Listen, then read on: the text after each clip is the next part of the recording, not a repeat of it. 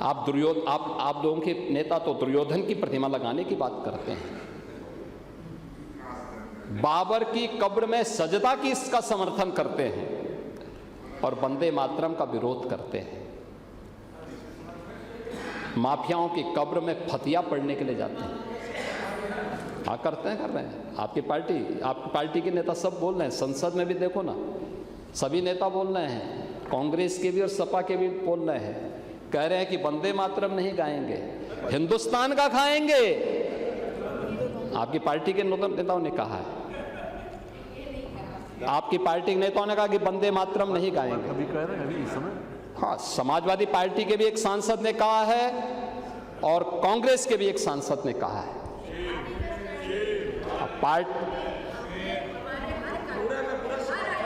हाँ, अच्छा, धन्यवाद अगर आप कर रहे हैं तो मैं अभिनंदन करता हूं। वंदे मातरम का पूरा समर्थन पार्टी में ये लागू होना चाहिए। जैसे हम कह सकते हैं कि भारतीय जनता पार्टी के हर कार्यक्रम में वंदे मातरम का कोई अपमान नहीं कर सकता है,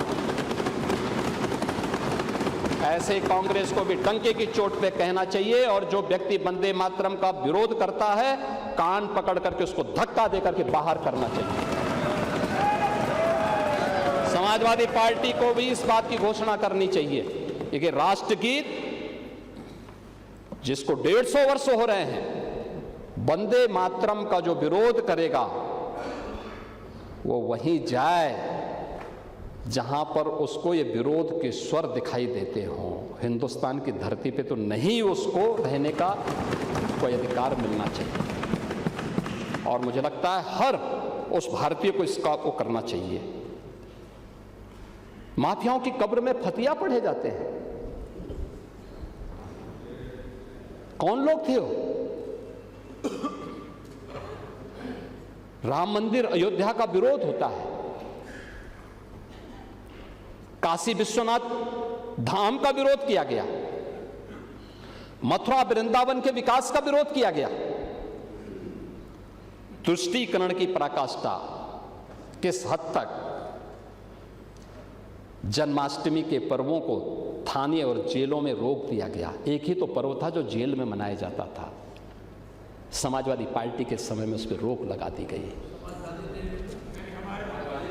कावड़ यात्रा को रोकी जाती है। कावड़ यात्रा में समाज का अंतिम पायदान पर बैठा हुआ व्यक्ति जाता है, शिव की बारात बोली जाती है। शिव की बारात का मतलब बिना भेदभाव के हर समाज का व्यक्ति जाएगा। वह कावड़ यात्रा पे आप लोगों ने रोक लगाई थी, कहा दंगा हो जाएगा, यही बोलते थे। अयोध्या की 84 कोसी परिक्रमा को इन्होंने रोका था और दीपोत्सव करने के लिए जब हम लोग अयोध्या गए थे इन्होंने उसका भी विरोध किया था। कांग्रेस ने तो उच्चतम न्यायालय में कहा कि श्री राम और श्री कृष्ण तो मिथक थे,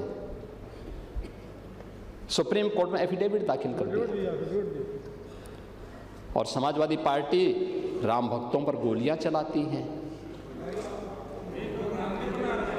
मंदिर निर्माण को रोकने के लिए कोर्ट में अपने वकील खड़े करती है, लेकिन आस्था, सनातन आस्था का याद रखना, सनातन आस्था को कोई कैद नहीं कर सकता, कोई कैद नहीं कर सकता है।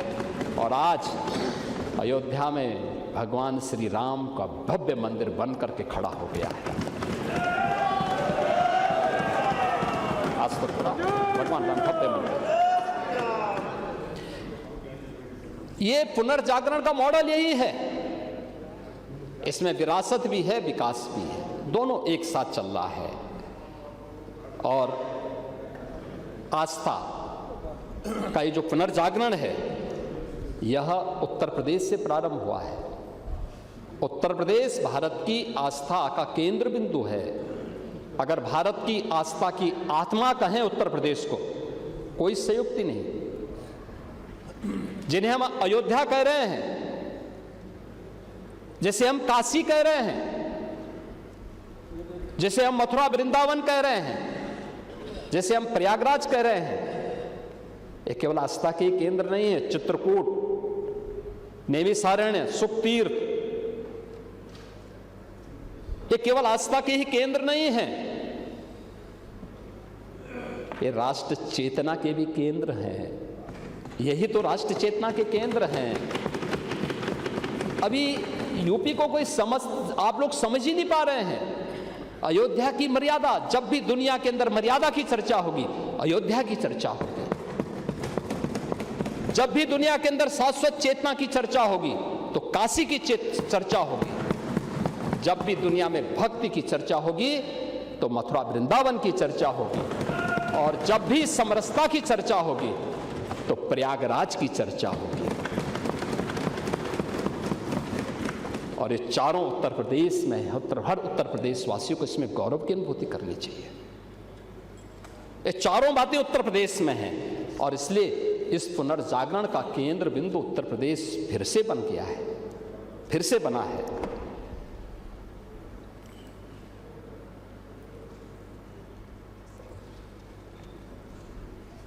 यही तो गुलामी से मुक्ति का एक मार्ग है और इसी से मुक्त करने की दिशा में आज हम मजबूती के साथ आगे बढ़े हैं और यही हमारी जीरो टॉलरेंस भी है। इसी के लिए जीरो टॉलरेंस है।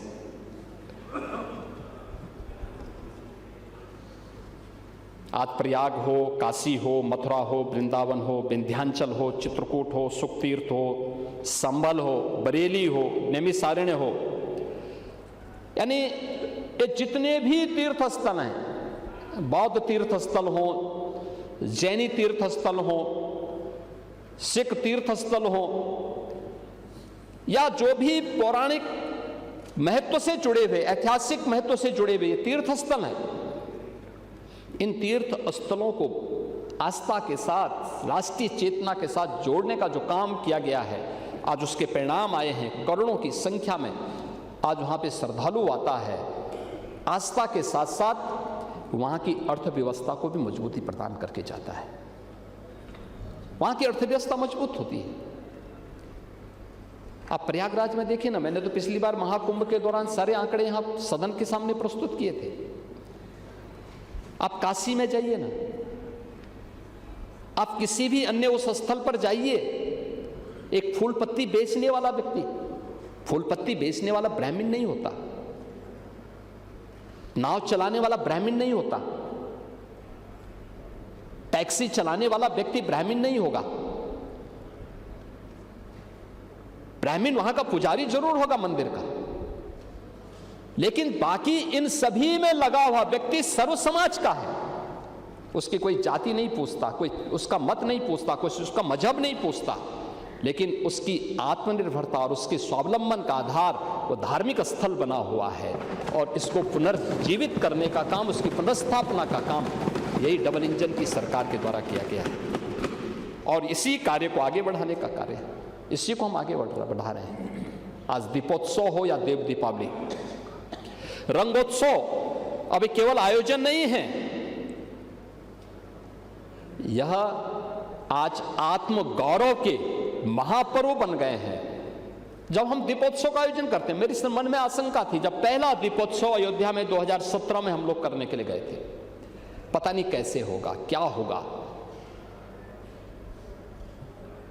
यही आशंका देव दीपावली के अवसर पर भी प्रयागराज काशी में थी और यही आशंका रंगोत्सव के अवसर पर। लेकिन क्या सफलता, आज करोड़ों की संख्या में लोग स्वयं वहां पे फिजिकली प्रेजेंट होकर के और वर्चुअली जुड़ करके भी इस आस्था के साथ जुड़ करके, हर व्यक्ति उस आस्था के साथ जुड़ करके गौरव की अनुभूति करता है। हमने उस भारत की उस ताकत को कभी समझने का प्रयास क्यों नहीं किया? और इसी आस्था को सम्मान देने का परिणाम है उत्तर प्रदेश की जीडीपी बढ़ी है। उत्तर प्रदेश ने जो आज एक लंबी छलांग लगाई है, उस लंबी छलांग का परिणाम सुरक्षा के साथ साथ उस आस्था को सम्मान देने का भी परिणाम है। आपके मोबाइल पर तुरंत आएगी ब्रेकिंग न्यूज, स्क्रीन पर सबसे पहले दिखेगी बड़ी खबर, देश दुनिया की हर खबर एक जगह। अब आपके मोबाइल पर तुरंत फटाफट इंस्टॉल कीजिए न्यूज नेशन ऐप और रखिए खुद को अपडेट।